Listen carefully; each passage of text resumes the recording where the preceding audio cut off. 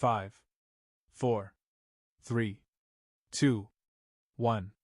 You're now tuned into the 411 podcast and reading Between the Wines, powered by the Black Diamond Consultations Network. More than a podcast, this is a sanctuary for self-discovery, healing, and personal growth. Here, we explore what it means to live debt-free, not just financially, but spiritually, mentally, physically, and emotionally.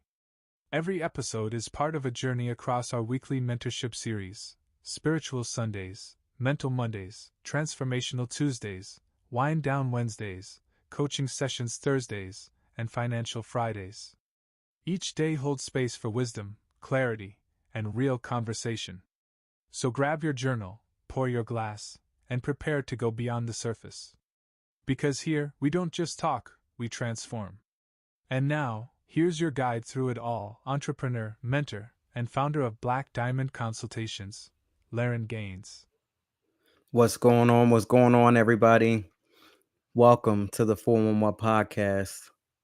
I see y'all out there. I want to say thank you so much. If you're out there, if you could please do me a favor, please like, comment, share, subscribe, tag a friend, invite them in, because you never know what you might get from the 411 podcast, what breakthrough moments, what aha moments you might get from this session tonight. So please go ahead and share this with a friend. I want to say what's up to everybody out there on X. What's up to the D Live family? Thank you all so much for coming through. I see you out there on Twitch and YouTube as well. So yes, please go ahead and share this video. So share this podcast. Let's bring some more people in. This is Coaching Sessions Thursday, part of the mentorship series here. And I can't believe it. We are here already, almost halfway through this month. And we do have a very special guest coming in tonight. But before we go ahead and do that, I want to give a very special thank you to my executive producer. I want to thank God for giving me another opportunity to come out here and give you the 411 podcast. Without each and every one of you listening out there, without the Most High for making this all possible, I would not even be here. And going through these sessions night after night, connecting, speaking with so many different people across the country, overseas, this has just been an amazing journey. And again, we are embarking on the 5-year mark of the 411 podcast and reading Between the Wines. And of course, I could not do that without the love and support from each and every one of you. I want to take this moment to give a shout out to a few people out there who have supported along the way. And of course, there's going to be more as we get closer to the 5th year anniversary. I want to say what's up to Miss SOS. Thank you so much for all of the love, support over the years. I want to say what's up all the way out there in Puerto Rico, Mr. Alex Coquito, author Birdman 313, Sophie Davis. I want to say what's up to Danny Lopez, all the way from Belgium. Roang from South Korea. I believe I got that right. So many people. I want to say thank you to my niece Okita. Thank you for supporting as well. The list goes on and on. And, you know, of course, Mr. Nate Perry, what's going on out there all the way from Brooklyn, definitely has supported the 411 podcast over the years. Wow, it's amazing. So just think like what's getting ready to happen as we get closer. Okay, I'm going to get off of that. All right, let's do this here. So episode 45. Wow, we're episode 45 already.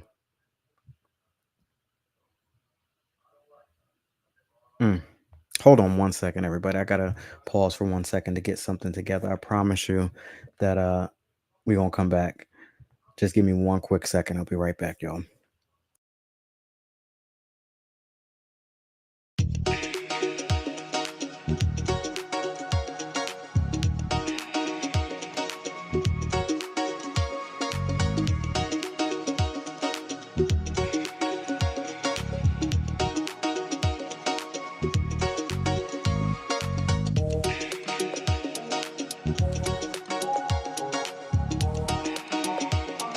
All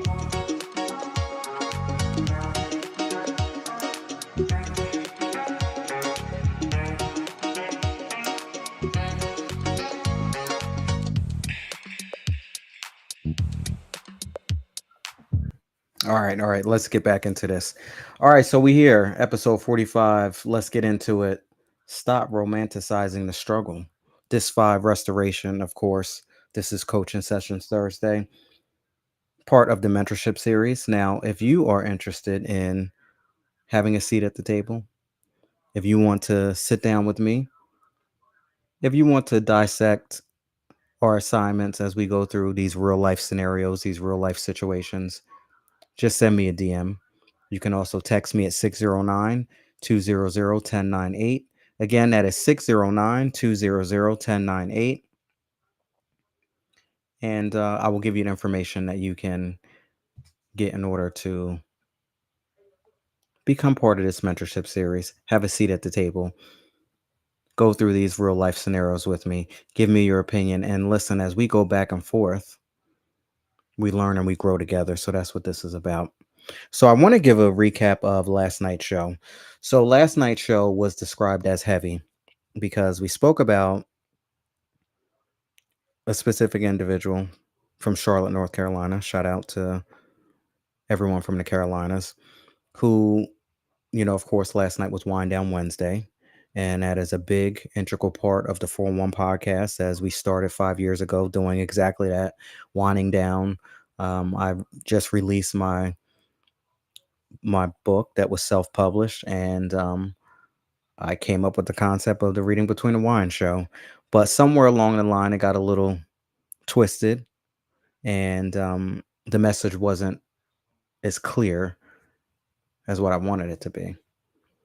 We were doing a heck of a lot more drinking and celebrating than we were spreading the message and the good word. So, needless to say, over this 5-year course, the 4-1 podcast, Reading Between the Wines, has been restructured. And now this is a financial show dedicated to debt-free living from spiritual, mental, physical, financial wellness. So that took a really big turn, a really big 180. I didn't know that that's what the plan was in the beginning. I was just going along with the flow, but God had greater and bigger plans than I could have even imagined at that time. As we went through Janelle's scenario, Janelle had an issue with using Wind Down Wednesday as an opportunity to do some self-care. But her self-care is almost sabotaging and in some cases a little disturbing because she's tapping into flirting with the spiritual realm, definitely the financial. And when I say tapping in and flirting with, she is disturbing. That's a better word, disturbing. It's not at ease. It's not at a peaceful state. Her spiritual life struggled based on these decisions here. It seemed as if the mental was an issue, the physical, and definitely financial. So all four realms have been impacted by her self-care routine, which something that started in self-care and ended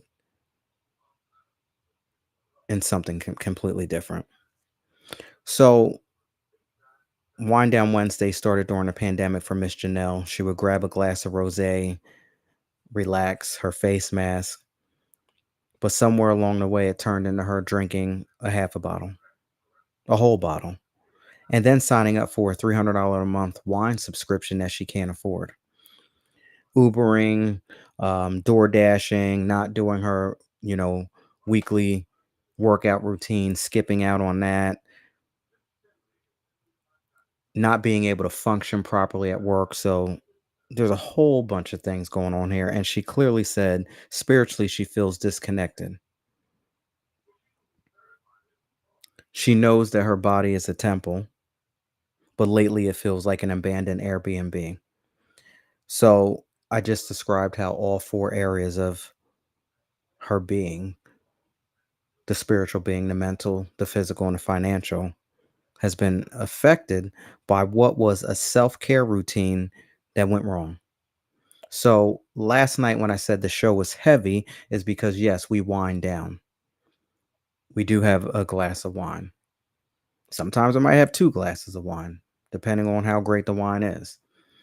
But I never wanted to come across as if popping bottles was the only thing that we do here. So when I said heavy, this was a heavy show because we went there last night. There's so many people who struggle with this. And yes, I'm going to say your spiritual realm suffers. I'm kind of caught in the middle. I don't know which one is worse because people go through it spiritually and they go through it financially. Because spiritually, you start to awaken spirits within you. Like I said before, they don't call it wine and spirits for no reason. It's a known fact that you will awaken spirits in you when you do a little bit too much drinking.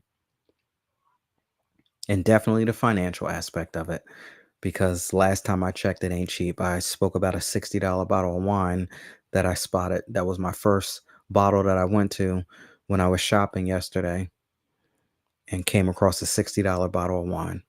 Now, can you imagine if somebody is consuming that on a daily basis? That would add up very quickly.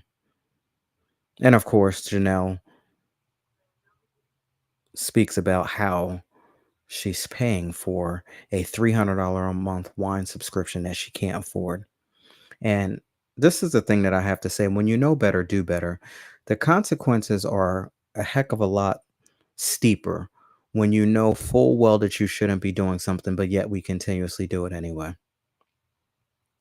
So if you'd like to listen and find out how we navigated through Janelle's scenario, the assignment last night, please go ahead and watch that replay. It is available on YouTube. The replay is also available on all, I want to say all, but most podcast platforms, the audio version. We're available on iHeartRadio, Deezer, Amazon, Audacity, Pocket Cast, just to name a few, Spotify. Now let's get into the song of the day. Now, I don't know if my special guest is out there in the audience, but if you are, that means that you are not in the right room. So if you're out there listening, shoot me a text message and I will try to get you the link that you need in order to come in. So if you're listening out there, I want to let you know that you are not in the right room and we are getting ready to get into tonight's assignment. So if you can shoot me a text message so we can get you everything that you need in order to come into the right room. And I want to say thank you so much to everybody out there who's still listening because we're getting ready to get into the song of the day. And of course, we'll get into the assignment. And of course, thank you so much for listening. I appreciate that. Song of the day, Try Again by Aaliyah, released in 2000 off of the Romeo Must Die soundtrack. So Try Again is a great inspirational song. I even heard Patti LaBelle sing it. Now, when I went to a Patti LaBelle concert and I heard her sing this song here, I said, this is it. Because for a great one like Patti, a veteran, a true veteran in the game, to sing Aaliyah's song when Aaliyah was still coming up, that's when you know that that song has surpassed specific areas and it's like a worldwide hit. So that's what I got out of it. Whenever I see like a veteran or true vet in the game embrace the younger generation, I say you pretty much, you're on a good path. Not gonna say you made it, but you're on a great path. So this song here definitely exploded. Try Again, a great inspirational record. And there's nothing left to say about it except excellent lyrics. The production is amazing. And of course, what more can I say about the late great Aaliyah? I was really getting into her music during this time frame. Of course, I pretty much lost my mind like everybody else did when Are You That Somebody came out. Like that was it. I Need a Resolution. That's my joint right there. And of course, Rock the Boat. Definitely love that. But the lyrics are amazing, like I said in the beginning. And if at first you don't succeed, then dust yourself off and try again. Just dust yourself off and try again. And that's with anything new in life that you're attempting to accomplish. So for those of you out there, if you've stopping by for the first time, if you're catching this replay later on, and you're coming across and this is new to you on this financial journey, this debt-free living, the only thing that I have to say is that if at first you don't succeed, you can dust yourself off and try again. Some of us have been in and out of debt several times. For me, it was about 3 times. And this last time was absolutely it. Because I knew that if I do this again, the chances of me getting out and coming out as clean as I did this time around while I'm in my 40s, I'm not willing to take that risk. I'm not willing to take that gamble. So for those of you out there who may not be where you want to be financially, it's okay to dust yourself off and try again. The most important part is that you are dusting yourself off and you are trying again. If you don't try, then that means that you're giving up and you're accepting the complacency in your life. Now, I'm going to take this thing on a turn because the word try, it takes it to a whole nother level for me. Now, for the sake of this song and to keep the energy of this song where it needs to be, I'm going to accept the word try tonight. Just for this episode, I'm going to accept the word try in my vocabulary to keep the message behind this song. But under normal circumstances, the word try is not allowed in my world today. You don't get to use the word try with me today. I mean, you can if you want to, but that will most likely mean that you're helping me make my decision whether or not to conduct business with you or not. I'm going to repeat that again. The word try is not allowed in my world today. And you can try it if you want. Try, you heard that. You can try it if you want. You can try using that word if you want. But that will basically help me make my decision whether or not to do business with you or not. Using the word try is not a good thing for me. Because either you're going to do it or you're not. There is no trying in my world. It's called a commitment, and therefore after, there comes action. And then when action is taking place, that means you're standing on your word. Using the word try is an excuse.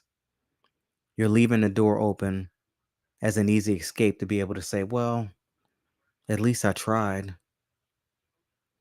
So think of some of the things that you have going on in your world. Think of some of the most important things that you wanted to accomplish, but you attached the word try to it. I'll try. I'm going to try. I'm trying. Be careful with using the word try. But for the concept of this song, if you do happen to slip up, if you do happen to have some issues, if you do have a splurging moment, if you do backtrack a little bit, just know that you can dust yourself off. You can pick yourself back up. You can dust yourself off. And I know the record says try again. We want you to try again to get into motion. But then we also want to make sure that we limit using that word try, attaching it to the things that are most important to us. Because when you attach try, you're also leaving that door open to say, if I don't want to do it, if I want to stop short, if I want to hang it up, I can sneak out the back door, and at least I can say I tried. But for the aspect of people who hit rock bottom and who are down, yes, please get back up, dust yourself off. And it's just something about saying the word try. I just don't want to say it, but for this aspect of this song, absolutely. Dust yourself off and try again. What's going on, Snow White? I appreciate you out there on Twitch. What's going on? Thank you for joining. All right, let's get into it tonight. My special guest has not joined, but that's okay. We still want to go through. Again, if you'd like to be a part of the mentorship series, if you want to come through and dissect these scenarios with me, please send me a DM on any of my social media platforms. You may also text me 609-200-1098, and you may also email me as well, info@larengaines.com. So we're helping out Miss Sabrina here tonight, all the way from Chicago, Illinois. She says, Laren, I grew up in a house where struggle was worn like a badge of honor. My mom would brag about making it work with nothing, and my dad would laugh about living off of ramen for weeks like it was a war story.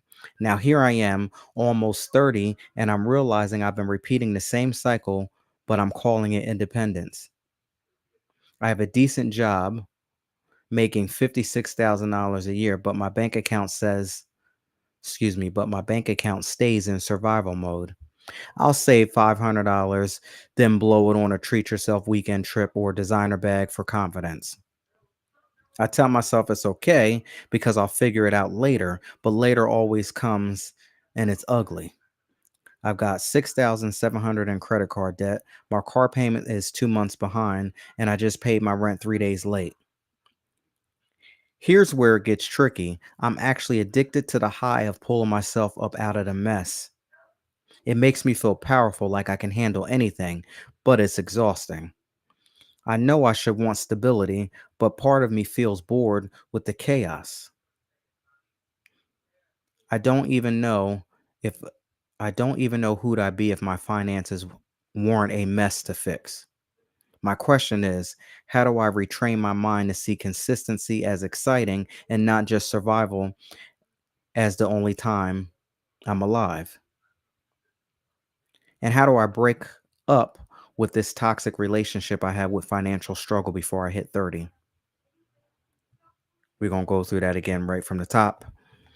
Sabrina says, I grew up in a house where struggle was worn like a badge of honor. My mom would brag about making it work with nothing, and my dad would laugh about living off of ramen for weeks like it was a war story. Now, here I am, almost 30, and I'm realizing I've been repeating the same cycle but calling it independence. I have a decent job making $56,000 a year, but my bank account stays in survival mode. I'll save $500, then blow it on a treat yourself weekend trip or designer bag for confidence. I tell myself it's okay, I'll figure it out later, but later always comes and it's ugly. I've got 6,700 in credit card debt, my car payment is 2 months behind, and I just paid my rent 3 days late. Here's where it gets tricky. I'm actually addicted to the high of pulling myself out of a mess. It makes me feel powerful, like I can handle anything, but it's exhausting. I know I should want stability, but part of me feels bored with the chaos. Part of me feels bored without the chaos. I don't even know who'd I be if my finances weren't a mess that I had to fix. My question is, how do I retrain my mind to see consistency as exciting and not just survival as the only time I'm alive? And how do I break up with the toxic relationship I've had with financial struggle before I hit 30? Well, this is a lot. And I will tell you that a lot of us grew up with some financial struggles. And I've said this before, anybody out there who has grew up with financial struggles have experienced any issues when it comes to finances, money as a child. It could really do a number on people. It could make you a better person, Or in some cases, it can make you a worse person. Or you might just say exactly and repeat the same cycle what your parents did, which, again, this is something that Sabrina is admitting.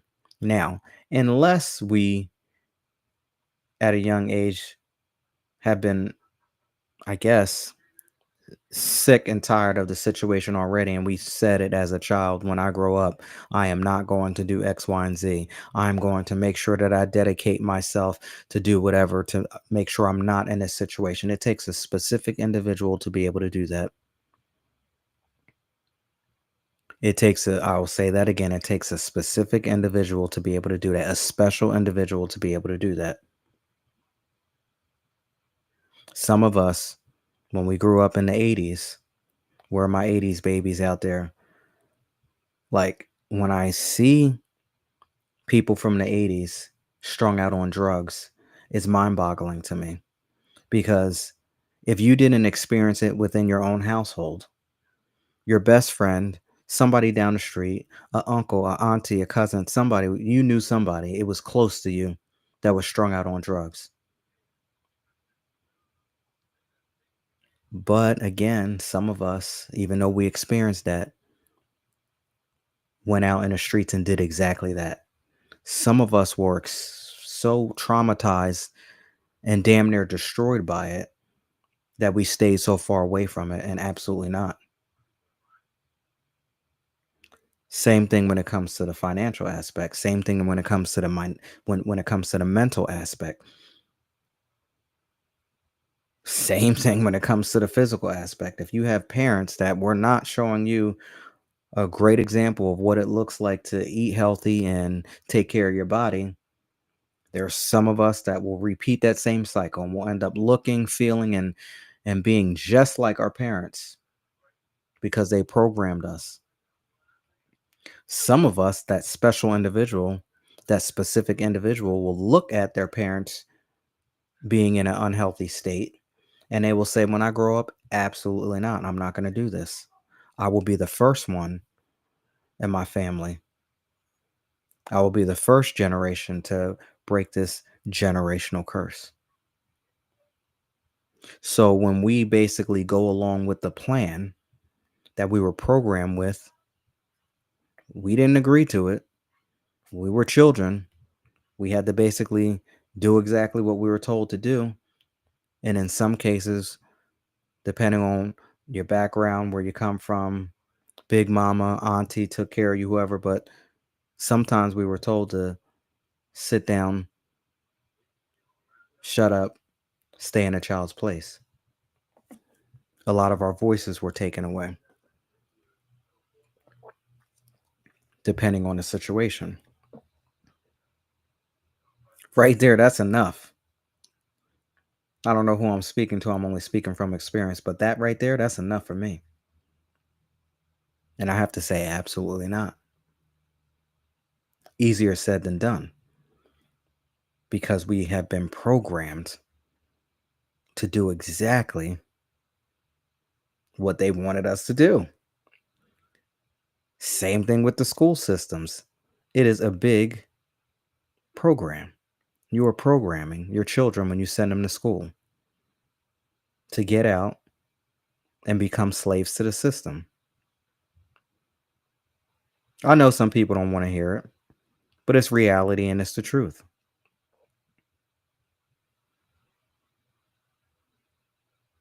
Sabrina grew up where struggle was worn like a badge of honor. The mom would brag about making it work. Sometimes that's not a bad thing. Like, dang, I was able to make this thing work. We didn't have X, Y, and Z, but I was able to make it work. You can celebrate. Some people, we're just born to be able to make things work. You can give us any type of situation. We can be in any type of adversity, and we're going to make this thing work.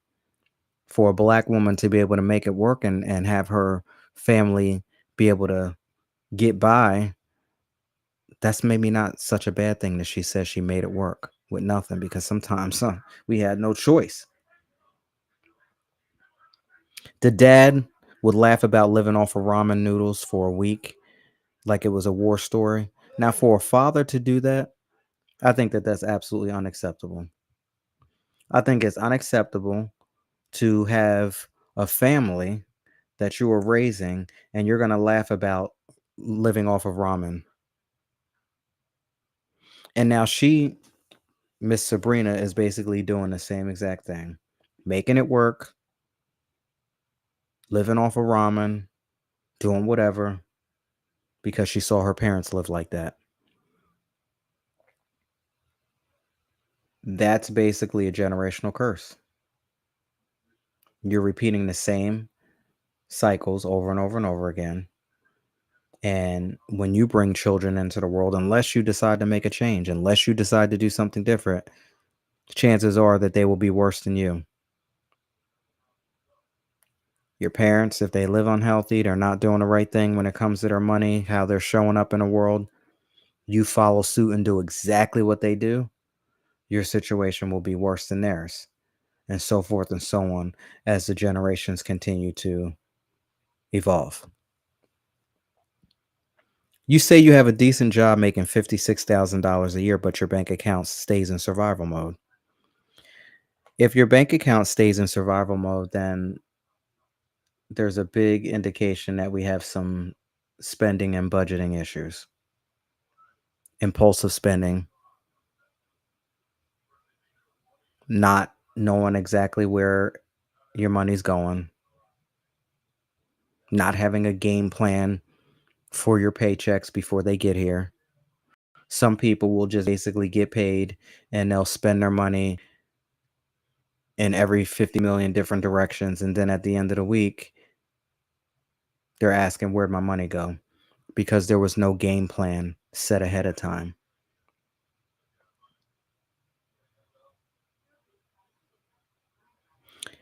You said that you'll save $500 and then blow it on a treat yourself weekend trip or designer bag for confidence. So I have a problem with this statement right here. You'll save $500, then blow it on a treat yourself weekend trip. Now, being good to yourself, self-care, that's not a bad thing. If you want to set yourself up with a sinking fund and stash a few bills away, stash a few dollars away so that you can go on that weekend trip, so that you can enjoy yourself, that's not a big deal as long as we're doing it and going about it in a responsible way. But buying, getting caught up into the materialistic world, clothes, jewelry, designer bags, shoes, this, that, the next, the other, to build your confidence or make you feel good, that's only temporary and that's shallow. And 9 out of 10 times is that, and I probably just made that up with the 9 out of 10 times, but this is just me from my own personal experience, that after I got some of these things, after the excitement wore off, I was like, well, what did I do that for? Because now we got this bill that's going to be coming in the mail. And did I really want to buy this? I was just excited about being able to purchase something, being able to go through the motion of spending. And then when you get home, then you realize confidence level is worn off at this point. What type of confidence is this when you're living in regret and you're second guessing yourself? And then now you're trying to figure out how to make these bills work. Good for 30 days until that credit card bill comes in the mail. This is just, I say we're entering into some mental wellness issues here, mental health issues. When you say that you're okay with being in debt, you have $6,700 in credit card debt, your car payment is 2 months behind, and you just paid your rent 3 days later, but you actually get addicted to the high of pulling yourself up out of the mess. That line right there lets me know that you have not hit your rock bottom. Not that I would want to wish that on anybody, because a rock bottom is not a great place to be at first. I'll say that again. Rock bottom is not a great place to be at first.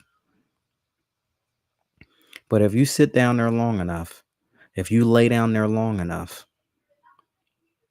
and you realize, wow, I'm at the bottom and there's nowhere else to go except for the top. So when you're down there at the bottom and when you get good and sick and tired of yourself, because that's what it's going to take, good and sick and tired of yourself, good and sick and tired of your financial situation, good and sick and tired of the credit cards, good and sick and tired of the payday loans, good and sick and tired of all of the bills that are piling up and you have no idea, don't know how you're going to pay. Sometimes that's not necessarily a bad thing, because the climb up, that climb up is an amazing journey.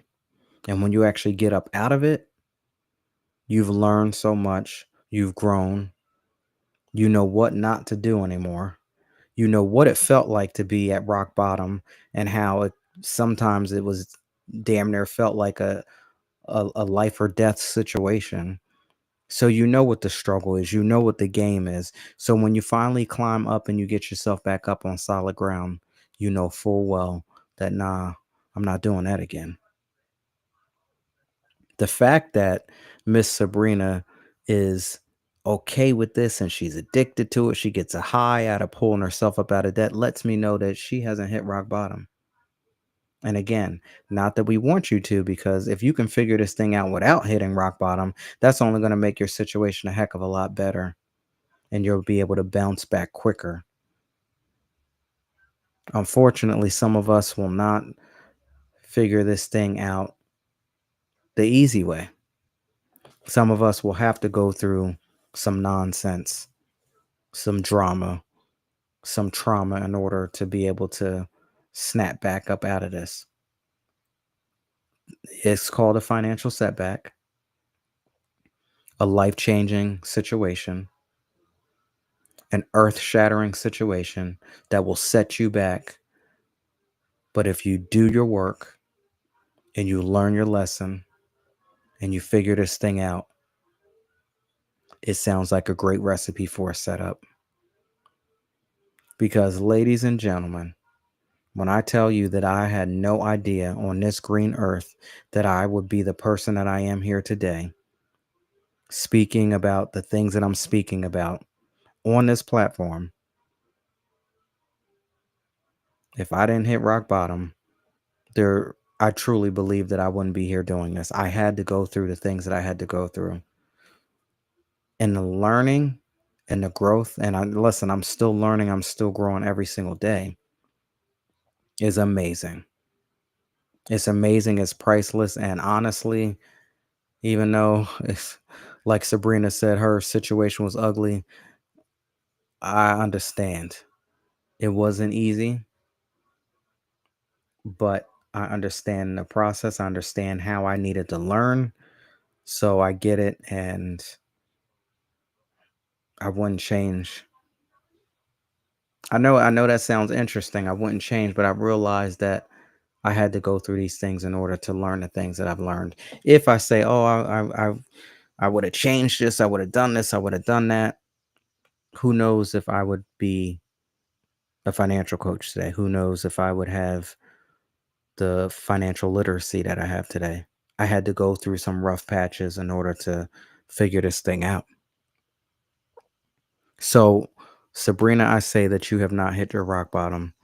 And I would say be very careful because, again, when you're 20 and you're in your 30s and you want to pull yourself up out of debt, that's one thing. You're still young. You said you're about to be 30. I get it.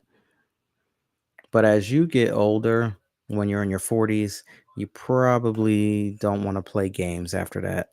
50s, you really don't want to be playing games. And anything beyond that, people who are playing games in their 60s, I don't even want to even look at that right now because I can't even imagine what that would look like.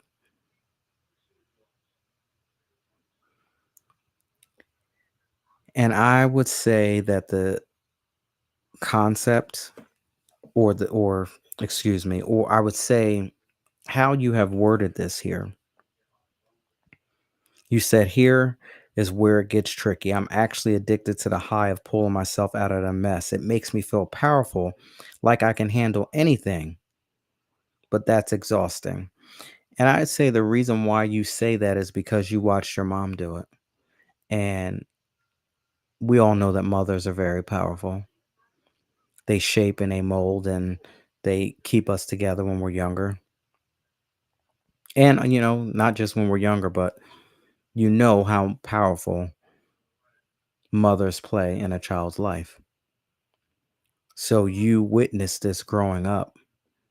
You saw how your mom was able to make it work. So of course you feel powerful. Of course that this is what you've become accustomed to. Of course this is a regular routine journey for you because you've been programmed to accept this, and I get it. I say that we need to focus on the mental aspect of it because you say you feel bored when there's no chaos, which leads me to believe that if your finances were on point, everything was okay, you would feel bored. Maybe you would be unhappy. Maybe you are addicted to the thrill of cleaning up debt, high credit card balances. I listen, I don't know. I have no idea why anybody would want to experience this.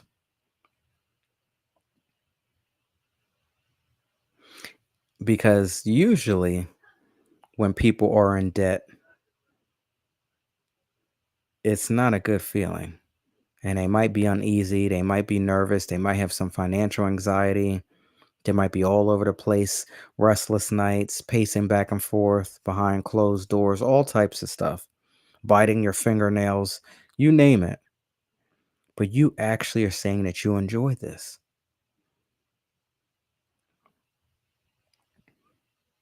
Now, you asked the question, how do you retrain your mind to see consistency as exciting and not just survival? And how do I break up with the toxic relationship I have with financial struggle? Now, my response to this is that anybody can change. I'm not going to say that it's easy, but we all have the ability to change.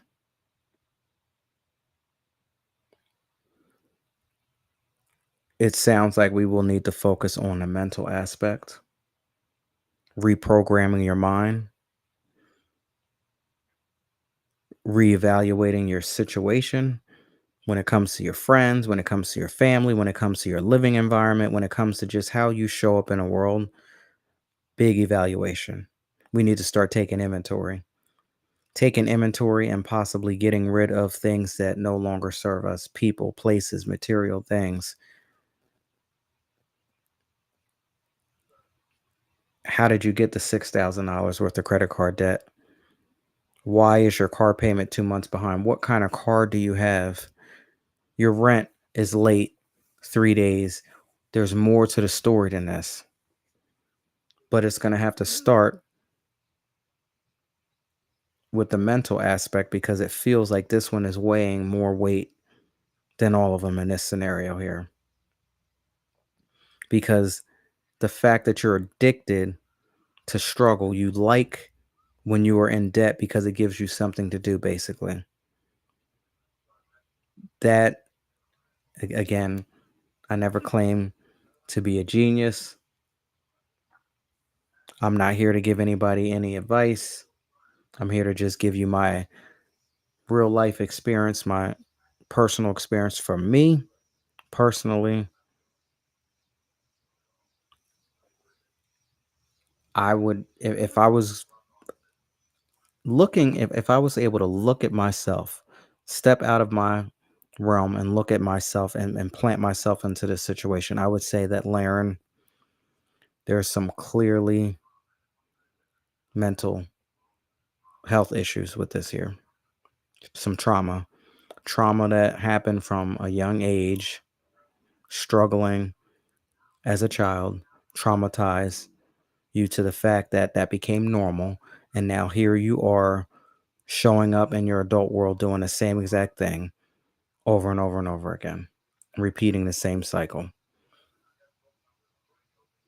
I'm almost to the point where I would say that this may be borderline requires some financial counseling. See, there's different between the coaching, counseling, a financial planner, and a financial advisor. But when we start to feel a certain way about money to the point where it becomes unhealthy, you may be borderline being a good candidate for financial counseling. Because I would say that this is pretty much disturbing. But you can break up with the financial, I guess, the toxicity when it comes to the financial struggle, the relationship that you have with financial struggle. You can break free. But again, it's not easy and it will take some time. And it starts with you first, evaluating your own situation, the people, the places, the materialistic things that you have. Why is your credit card so high? What did you spend on? Some great evaluation. After we figure out what the root cause is, where it's coming from, do we have an expensive car that's no longer serving us? Do we have an impulsive shopping habit? Are we addicted to shopping? Where's the money going? Why do we have $6,700 in credit card debt? Why is the rent 3 days late? Is it an income issue? Maybe you're not making enough money and you just can't see past your own doing.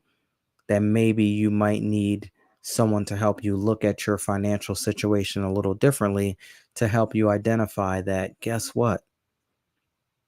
It's not that there's an issue. I can enjoy all of the things that I love to enjoy in life. However, I just need to make a little bit more money. This job isn't cutting it. Maybe I need to go to work and ask for a raise. Maybe I need to put in for that promotion. Maybe I need to just find a new job altogether. Maybe I need to start a side hustle. Maybe I need a second, third, whatever the case may be.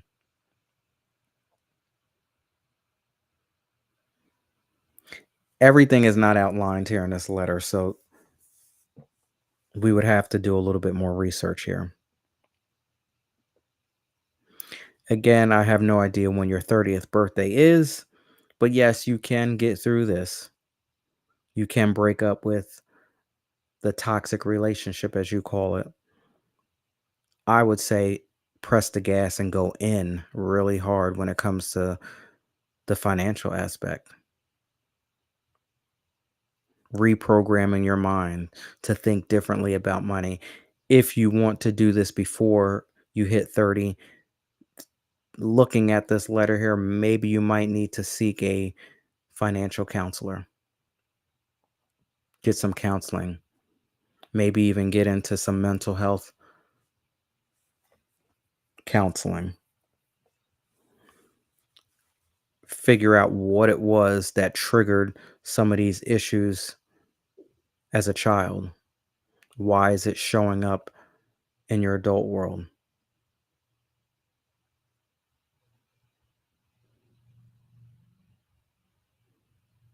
Again, I'm not here to give anybody any advice. I'm just a financial coach. You have to do your own due diligence and do your own research. From the outside looking in, I say the mental aspect of it is very important. Reprogramming your mind, moving away from the scarcity mindset, not doing what everyone else is doing, not following the same roadmap that's already been laid out for you based off of somebody else's scarcity mindset. Moving more towards abundance, not lack, not fear, not doubt, moving out of the lower vibrational frequencies and start to tap into higher vibrational frequencies. You will be able to do that when you clean up your environment. Like I said, everything starts with self. Start to look at your circle. Start to look at your circle of friends. Look at your house. How is your house set up? Is it setting you up for financial success, or is it setting you up for financial failure? Look at how your parents lived, how they're living, and then go back into your own environment and say, is there a big difference? Or do I feel like I'm at my mom's house? Do I feel like I'm at my parents' house? Does this feel like my situation here? Did I create this? Or did I basically just follow the blueprint that was already laid out for me? See, doing little simple things like that helps the mental aspect of it and helps you break free from any shackles and chains that you have been linked to.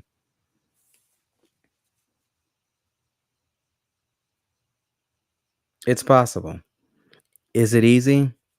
No. Does it happen overnight? Absolutely not. Does it require daily, weekly, monthly? Oh, yeah, you got to grind. You got to grind. Affirmations, visualization, cleaning up your environment, removing things, speaking to yourself differently, seeing it before it even shows up, believing it, faith, all of it goes hand in hand. It's possible, but it's going to take some work.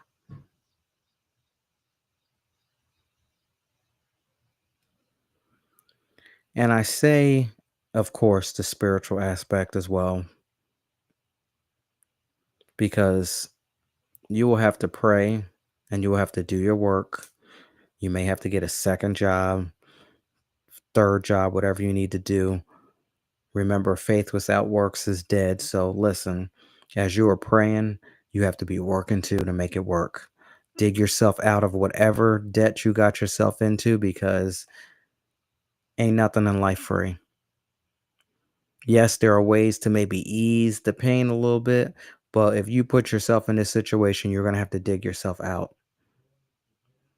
And if you are looking for somebody else to help you out, to pull you up out of the trenches, to dust you off without you doing the work and putting the footwork in, and head right back to the situation, if not in a worse state than you were before.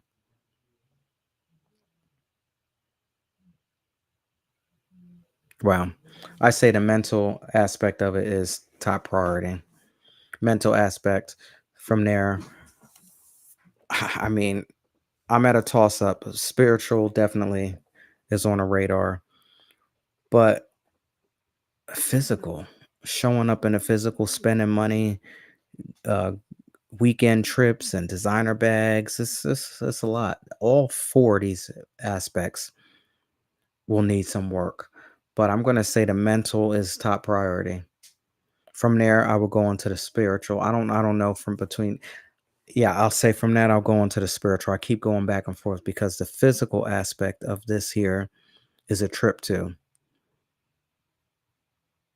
I mean, it's really it's a lot with that too, because you do the right thing when it comes to saving up money, but then when it gets to a certain threshold, you just black out and spend it all on designer things in the name of confidence.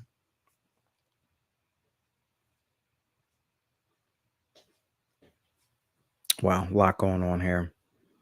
If you want to chime in on tonight's assignment and let me know how you feel about it, maybe you are looking at something totally different from the way I see it, and that's completely fine.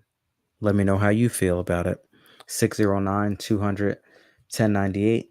That is the official 411 podcast Reading Between the Wines hotline. Again, that number is 609 200 1098. Now, if you want to chime in on tonight's burning question, please feel free. You can DM me on any of my social media platforms. I am on Facebook, Instagram, X, YouTube, TikTok, D Live, Twitch, Daily Motion.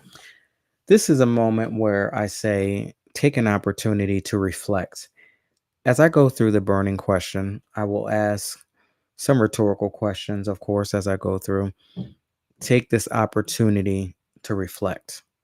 Take this opportunity to journal and to ask yourself these personal questions as you navigate through your own financial journey. Burning questions. How do you emotionally detach from family narratives about money? How do you emotionally detach from family narratives about money? I want you to think about your own personal life growing up.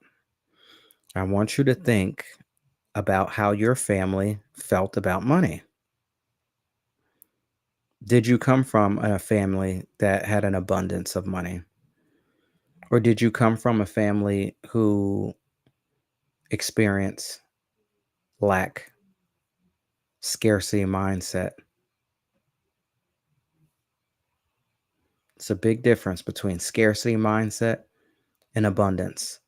A scarcity mindset is somebody who holds on to every single dollar, and when they have to spend it because this is life and we have to do certain things like eat, take care of ourselves,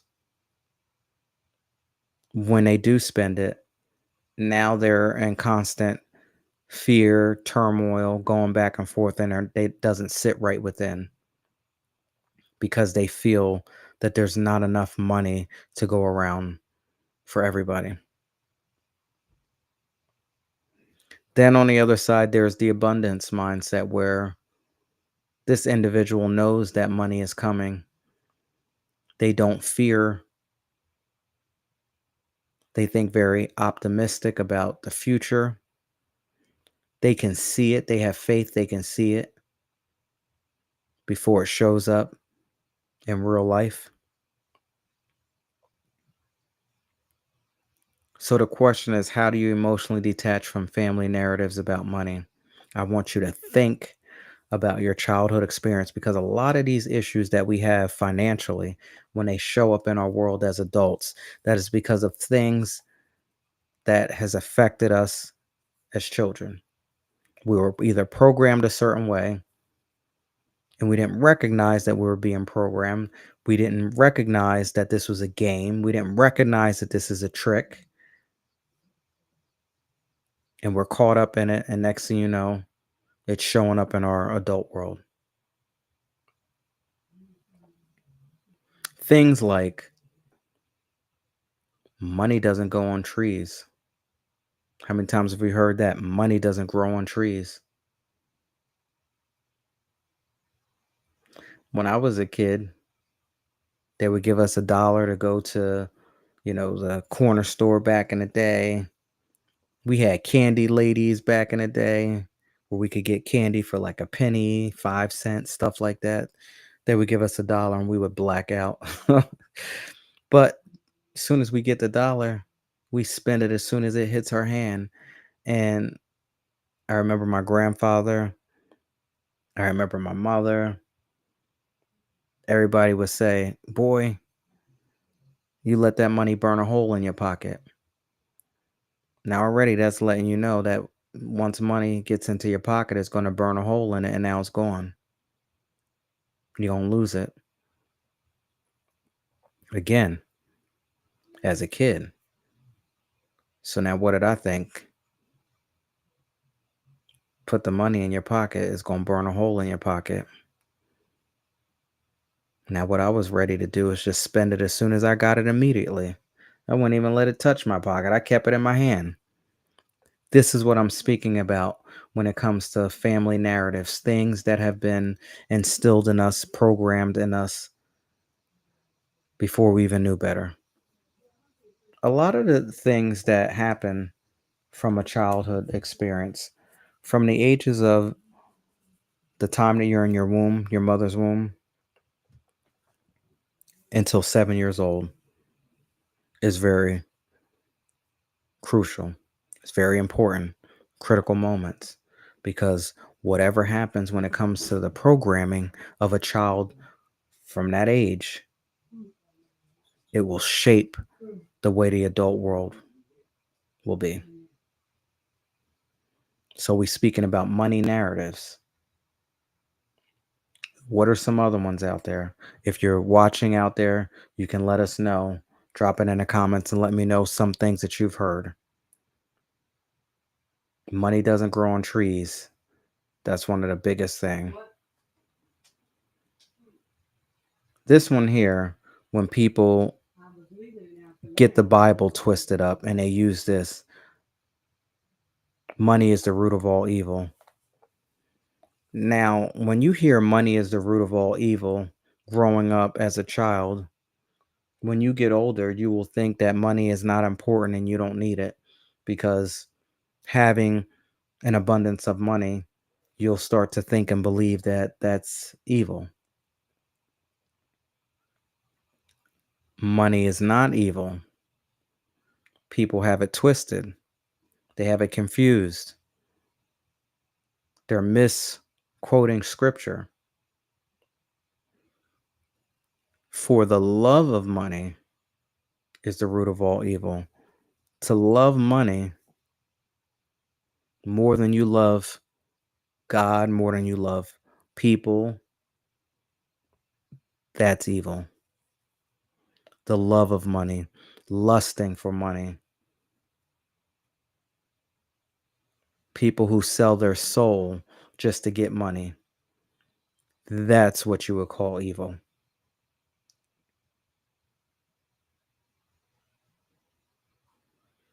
So, emotionally detaching from family narratives, I would say get yourself a paper.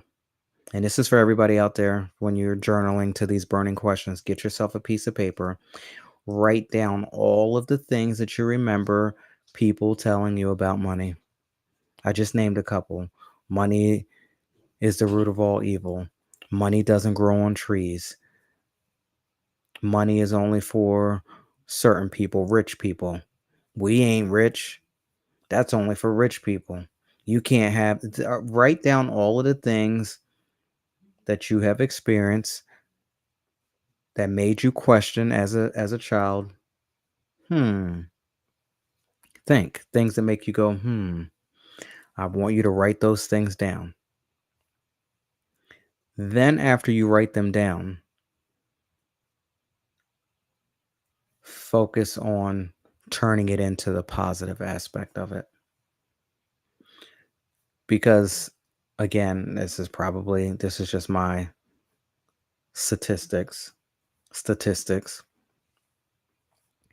9 out of 10 times, I'm stuck on this 9 out of 10 times today. 9 out of 10 times, the things that you heard about money, especially if you come from a family that struggled growing up, the things that you heard about money are incorrect. They're false.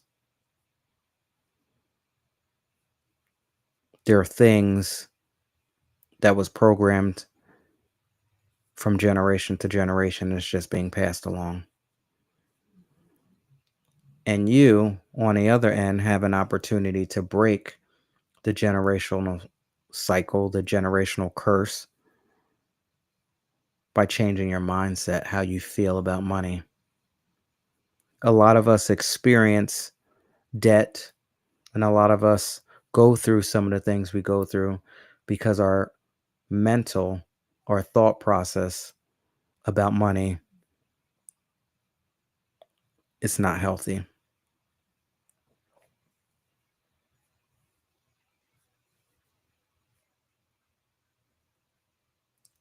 That would be my recommendation for a step. Again, that is just a step. It might be a baby step.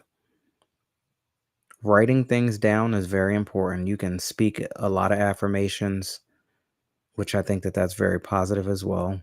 That's definitely key, because your subconscious mind is going to pick up on everything that you say, whether it's good, bad, negative, this, that, the next, the other. And your subconscious mind has no idea whether you're telling the truth or not, whether you're joking. And it's going to pretty much put into motion behind everything that it hears. So you need to be very careful about the things that you say about money, and also your internal dialogue, how you feel internally about money as well. That plays a part as well. Again, baby steps. I would write everything down that was negative about money that you felt growing up, was told. Then, on the other aspect of it, turn that thing around. Write positive things, even if it's not here today, right now, because what we are experiencing today in our world is just the thoughts that we were thinking of yesterday. So, if you want your financial situation to change, if you want your life to change, you have to focus on the mindset, the mental aspect about it,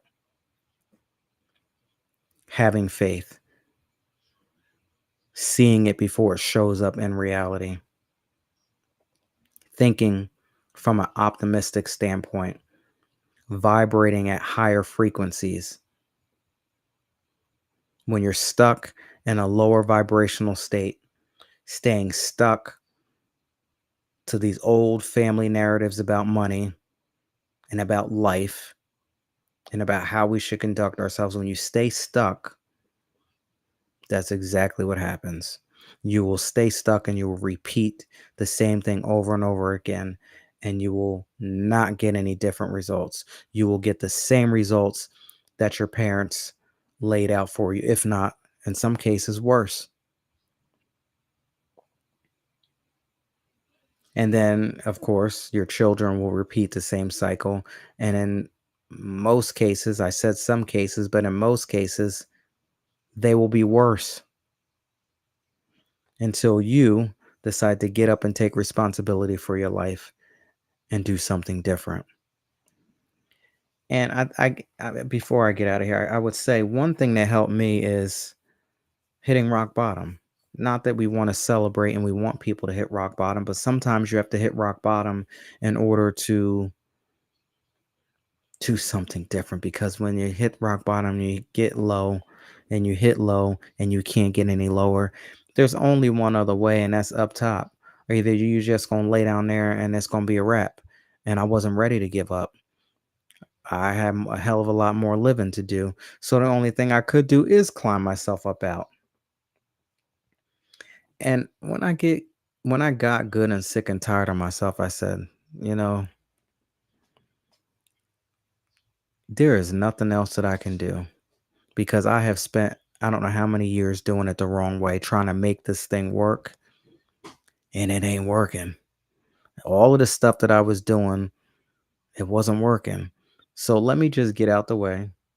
God, please give me everything that you need to give me so that I can learn and grow and get out of this situation. I'm just going to go along with your plan. What is it that you want me to learn from this situation here today? Because obviously, the way that I have been handling it has not been working. So please, what is it that you want to teach me here in this lesson here? Why am I here at rock bottom? I need to get this lesson. What is it? And let me tell you,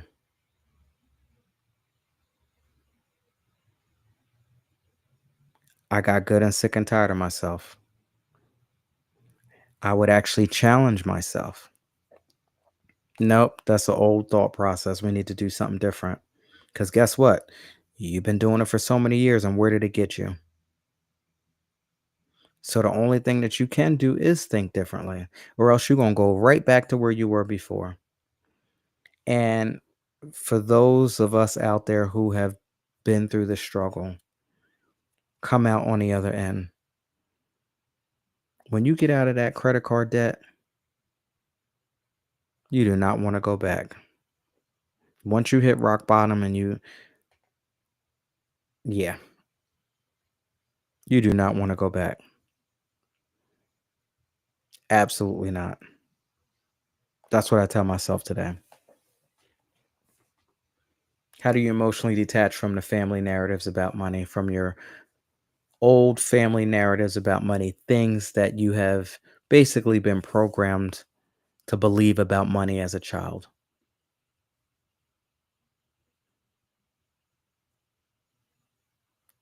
And the key word, emotionally detached from it, because see that when you get all emotional, you get wrapped up. I saw mommy do it, I saw daddy do it, they told me this, they told me that. One person wrote in and said that his father told him, don't speak about money, don't ever speak about money.